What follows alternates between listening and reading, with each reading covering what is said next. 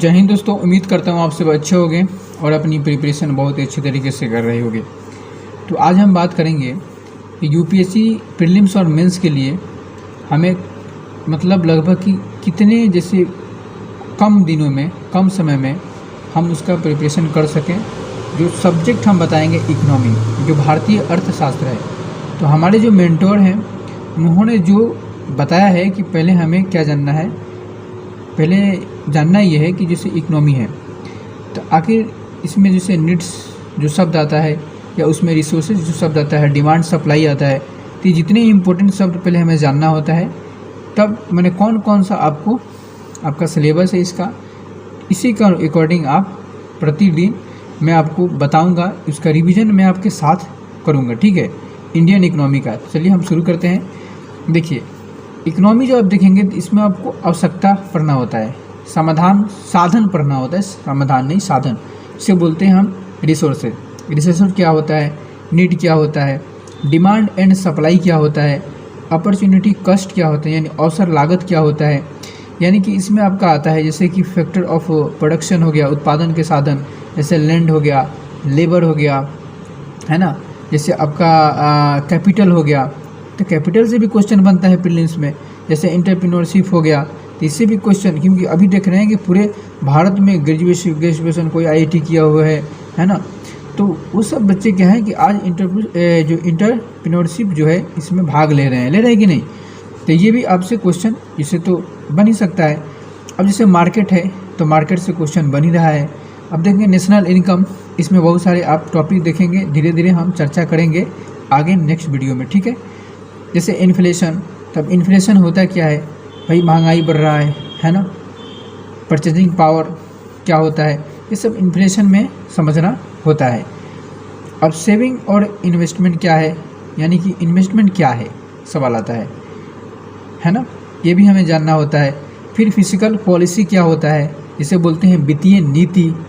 उसके बाद आता है मॉनेटरी पॉलिसी, जिसे बोलते हैं मुद्रा नीति। उसके बाद इकोनॉमिक का मीनिंग एंड स्कोप क्या होता है, इसका अर्थ क्या होता है, अर्थशास्त्र का अर्थ क्या होता है, इसका स्कोप यानी क्षेत्र क्या होता है। जैसे मैं बोलूँ कि माइक्रो इकोनॉमिक, मैक्रो, अप्लाइड, तो ये सारे इसके क्षेत्र के बारे में हमें जानना जरूरी है। जैसे आप देखेंगे लॉ ऑफ डिमांड, एक होता है लॉ ऑफ सप्लाई। तो बहुत सारे आप एग्ज़ाम हैं या आप साधारणतः आप मान के चलो एक आईएएस बन जाते हो, तो आपको law and demand, law of supply, भले क्वेश्चन कभी ना पूछे, यूपीएससी कभी ना पूछे, लेकिन ये जानना जरूरी है कि लॉ ऑफ डिमांड क्या है, लॉ ऑफ सप्लाई क्या है ना। कि लॉ ऑफ सप्लाई, अब देखिए सोना है तो यहाँ पे जब देखना सोना महंगा होता है तो उसका सप्लाई ज़्यादा हो जाता है, सप्लाई ज़्यादा किया जाता है कि नहीं, वही सस्ता हो जाता है। सप्लाई कोई बेचना चाहता है, नहीं चाहता है, बोलते हैं हम क्यों बेचे, सोना सस्ता है तो महंगा हो तो बेचना चाहता है। वहीं जब देखेंगे कोई वस्तु है, जैसे कि लॉ ऑफ डिमांड, तो किसी वस्तु का जैसे एक शॉर्ट है, इसका डिमांड कब होगा, जब इसका कम होगा, दाम कम होगा तो ऑटोमेटिक इसका डिमांड होगा। जब ज़्यादा इसका दाम होगा तो भाई कौन खरीदेगा, है ना। ये सब लॉ ऑफ डिमांड हो गया, लॉ ऑफ आपका सप्लाई हो गया, ये हमें जानना होता है। लॉ ऑफ डिमिनिशिंग मार्जिनल जो यूटिलिटी होता है, सीमांत उपयोगिता में कमी का नियम होता है। ट्रेड ऑफ होता है, जिससे समझौता। अपॉर्चुनिटी कॉस्ट होता है, यूटिलिटी एंड कॉस्ट होता है, मार्जिनल कॉस्ट होता है, मार्जिनल यूटिलिटी होता है। ये भी हमें इसे जानना होता है। अब होता है ब्रांच ऑफ इकोनॉमिक्स, ये कंपल्सरी है। जैसे कि माइक्रो हो गया आपका, ये मैक्रो हो गया, जैसे आपका मेसो इकोनॉमिक हो गया। तो ये आपको सब पढ़ना होगा यूपीएससी में, हम सारे डिस्कस करेंगे।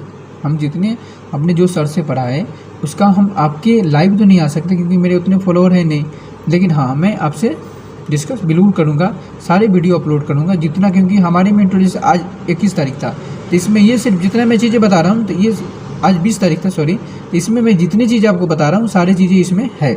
ठीक है, 21 तारीख कल होगा, आज नहीं। तो जब आप ये वीडियो देख रहे होंगे तो उस दिन ये 21 तारीख को आप वीडियो देख रहे होंगे। अब 22 तारीख को आपको आप एक दिन पीछे चलेंगे, सीधी सी बात है। इकोनॉमिक, हाँ, लेकिन आप मूवी ये जो 3-3, 4-4 घंटा का देखते हैं उससे अच्छा है कि ये वीडियो देखेंगे, आपको ज़्यादा फायदा होगा। इकोनॉमिक सिस्टम की बात करें, जैसे आर्थिक प्रणाली क्या होता है, जैसे फ्री मार्केट इकोनॉमी होता है, कमांड इकोनॉमी होता है, जैसे अध्यात्मक अर्थव्यवस्था, जैसे रेलवे है ना, या बिजली है, तो ये किसके मतलब कि अंडर में आता है। वहीं आप देखें free market economy, mix economy, ये सब जानना जरूरी है। एक IAS अधिकारी को तो जानना जरूरी है, सीधी सी बात है। सेक्टर ऑफ इकोनॉमी होता है, जैसे प्राइमरी सेक्टर होता है, सेकेंडरी सेक्टर होता है, टर्शियरी सेक्टर होता है ना, क्वाटरनरी सेक्टर होता है, यूनिटरी सेक्टर होता है, यानी प्राथमिक क्षेत्र, द्वितीय क्षेत्र होता है, तृतीय क्षेत्र होता है, चतुर्थक क्षेत्र होता है, पंचमक क्षेत्र होता है। ये याद रखिएगा, जानना जरूरी है। अब कुछ देखें कि प्राइमरी सेक्टर में भारत के GDP में इसका क्या योगदान है, तो बताएंगे ना, पढ़े रहेंगे 14 से 16% है। सेकेंडरी कितना है, बोल देंगे भाई 25-26% है। उसके आगे कितना है, तब बताएंगे इतना है। अब बताएंगे इसमें कितने लोगों की इसमें जनसंख्या, इसमें भागीदारी यानी काम कर रहा है, तो बोलेंगे प्राइमरी में सबसे ज़्यादा 40% जनसंख्या है भारत की जो इस क्षेत्र से जुड़ी हुई है कि नहीं। इसमें क्या कमियाँ हैं, क्या इसमें कोई ऐसा चीज़ आपको मिलेगा जिसमें हमें केस स्टडी भी करना होगा, हम करेंगे इंशाल्लाह, ठीक है। बस हमें इतनी चीज़ें, मैंने जितनी चीज़ें बोली आप इसको नोट डाउन कर सकते हैं, ठीक है। अब मैं इसका स्क्रीनशॉट इस पे लगा भी दूंगा, पक्का स्क्रीनशॉट में लगाऊंगा, 100% है। आराम से आप देख सकते हैं और चीज़ों को समझ सकते हैं। चलिए तो हम फिर मिलते हैं नेक्स्ट वीडियो में, यानी अगला आपको मिलेंगे हम 22 तारीख को, ठीक है। और 22 तारीख को जब हम मिलेंगे तो उसमें आप देखेंगे इकोनॉमी से रिलेटेड ये कि GST क्या होता है ना, सारे चीज़ें के बारे में टोटल, मतलब जितना हम उस दिन रिवीजन करेंगे उतना का हम वीडियो बनाएंगे इंशाल्लाह।